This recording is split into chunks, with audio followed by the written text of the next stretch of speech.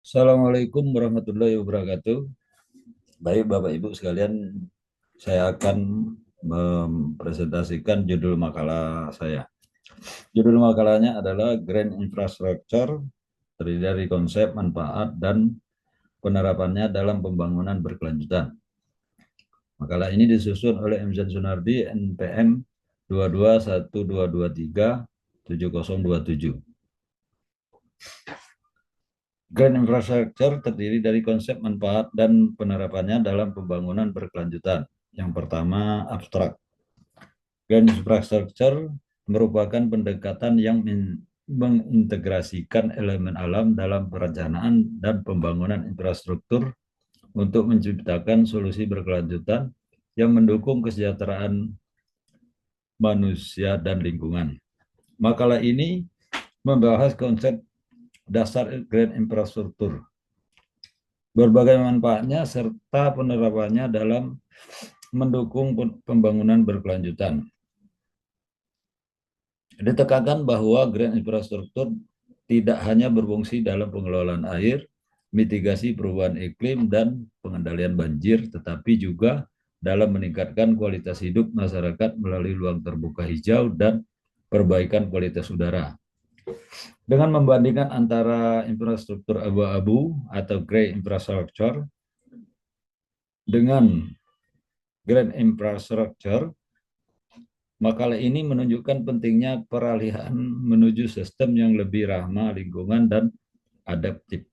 Selain itu, berbagai studi kasus dan tingkat global dan nasional digunakan untuk menggambarkan penerapan grand infrastruktur dalam sektor-sektor krusial seperti pertanian, kota yang tangguh terhadap perubahan iklim, dan pengelolaan hutan yang berkelanjutan. Bab 1, pendahuluan. Pembangunan infrastruktur yang ramah lingkungan telah menjadi perhatian global seiring dengan meningkatnya isu-isu terkait perubahan iklim, urbanisasi yang pesat, dan degradasi lingkungan. Infrastruktur tradisional yang tergantung pada infrastruktur abu-abu atau grey infrastructure seperti beton dan saluran drainase telah terbukti tidak cukup efektif dalam menangani tantangan-tantangan tersebut. Oleh karena itu, konsep Grand Infrastructure muncul sebagai alternatif yang lebih berkelanjutan.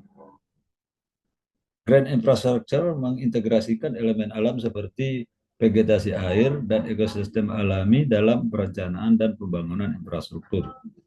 Grand Infrastructure tidak hanya berperan dalam pengelolaan air, mitigasi perubahan iklim, dan pengendalian banjir, tetapi juga meningkatkan kualitas hidup melalui ruang terbuka hijau dan perbaikan kualitas udara.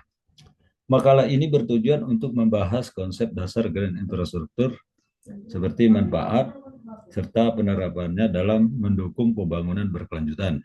Selain itu akan dibahas juga perbandingan antara infrastruktur abu-abu dengan infrastruktur hijau, serta tantangan dalam mengimplementasikannya di tingkat global dan nasional. Bab 2, konsep dasar Grand Infrastructure. Yang pertama, definisi dan teori Grand Infrastructure. Grand Infrastructure dapat definisikan sebagai jaringan infrastruktur alami dan buatan yang bertujuan untuk mengelola sumber daya alam dengan cara yang berkelanjutan dan ramah lingkungan. Jenis-jenis Grand Infrastructure. Beberapa jenis Grand Infrastructure yang umum ditemukan antara lain. Yang pertama, ruang terbuka hijau, seperti taman kota dan jalur hijau. Yang kedua, sistem pengelolaan air, yang terdiri dari rain garden, swales, dan bioswales. Yang ketiga, infrastruktur hijau berbasis vegetasi, seperti atap hijau, dinding hijau, dan kebun kota. Bab 3, infrastruktur abu-abu atau grey infrastructure. Infrastruktur abu-abu adalah sistem infrastruktur yang dibangun dengan menggunakan material beton, baja, dan aspal, serta didesain untuk fungsionalitas praktis seperti jalan raya, saluran drainase, dan pembangkit listrik. seperti gambar yang ada di sebelah. Yang kedua adalah manfaat grand infrastructure dibandingkan dengan grey infrastructure. Grand infrastruktur memberikan banyak manfaat dibandingkan dengan infrastruktur abu-abu. Antara lain pengelolaan air yang lebih efisien dan berkelanjutan, menyediakan habitat bagi flora dan fauna, menyediakan ruang terbuka hijau yang memperbaiki kualitas hidup masyarakat, reduksi emisi karbon, dan mitigasi perubahan iklim. Selanjutnya, studi kasus kegagalan grand infrastructure. Beberapa studi kasus menunjukkan kegagalan dalam mengimplementasikan grand infrastruktur, seperti di beberapa kota besar yang gagal mengintegrasikan ruang terbuka hijau secara efektif dan perencanaan mereka, yang menyebabkan penurunan kualitas udara dan meningkatnya polusi. Bab 4, Sustainable Development Goals dan Grand Infrastructure. Konsep serta tinjauan umum di skala global dan nasional. Sustainable Development Goals, serangkaian tujuan yang diadopsi oleh negara-negara anggota PBB pada 2015 untuk mencapai pembangunan berkelanjutan pada 2030. Adapun 17 ruang tersebut adalah, yang pertama, mengakhiri kemiskinan, selanjutnya mengakhiri kelaparan, kesehatan dan kesejahteraan, pendidikan yang berkualitas, kesejahteraan gender, air bersih dan sanitasi, energi bersih dan terjangkau, pekerjaan yang layak dan pertumbuhan ekonomi, industri, inovasi, dan infrastruktur, mengurangi ketimpangan, kota dan komunitas berkelanjutan. Selanjutnya, konsumsi dan produksi yang bertanggung jawab, penanganan perubahan iklim, ekosistem laut, dan ekosistem darat. Implementasi grand infrastruktur dalam mewujudkan Sustainable Development Goals adalah terdiri dari beberapa cara yang mendukung pencapaian Sustainable Development Goals, yaitu pengurangan emisi gas rumah kaca, peningkatan ketahanan air, peningkatan kesehatan, peningkatan kehidupan hewan, peningkatan kesejahteraan ekonomi. Bab 5, hidrologi dan pengelolaan air dalam infrastruktur hijau. Definisi jenis desain prinsip, desain step, dan benefit dari Reingarten, Swales, dan Bioswales. Reingarten, Swales, dan Bioswales adalah elemen infrastruktur hijau yang bertujuan untuk mengelola limpasan air hujan secara berkelanjutan. Reingarten adalah area cekungan dangkal dengan vegetasi, sedangkan Swales adalah saluran dangkal bervegetasi. Dan Bioswales adalah saluran lebih kompleks dengan media tanah khusus. Prinsip desainnya mencakup pemulihan lokasi strategis, menggunakan tanaman lokal serta kedalaman dan kemiringan yang tepat untuk memungkinkan infiltrasi air. Langkah desain yang melibatkan identifikasi lokasi, pemilihan tanaman, penggalian cekungan atau saluran, dan penambahan media tanah atau material anti erosi. Manfaatnya termasuk peningkatan kualitas air, mengurangi risiko banjir, memperlambat aliran air, dan menyediakan habitat bagi flora dan fauna, sekaligus menambah estetika lingkungannya. Selanjutnya, penerapan grand infrastruktur dalam peningkatan kualitas air dan infiltrasi adalah berperan penting dalam meningkatkan kualitas air dan infiltrasi, terutama di daerah perkotaan dan rentan terhadap limpasan permukaan, melalui penggunaan elemen seperti taman hutan, bioswales, dan kolam retensi.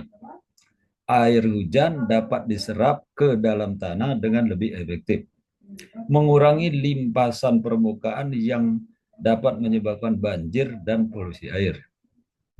Infrastruktur hijau juga dapat membantu menyaring polutan sebelum air mencapai sistem perairan, sehingga kualitas air yang masuk ke dalam akuifer dan sungai menjadi lebih baik.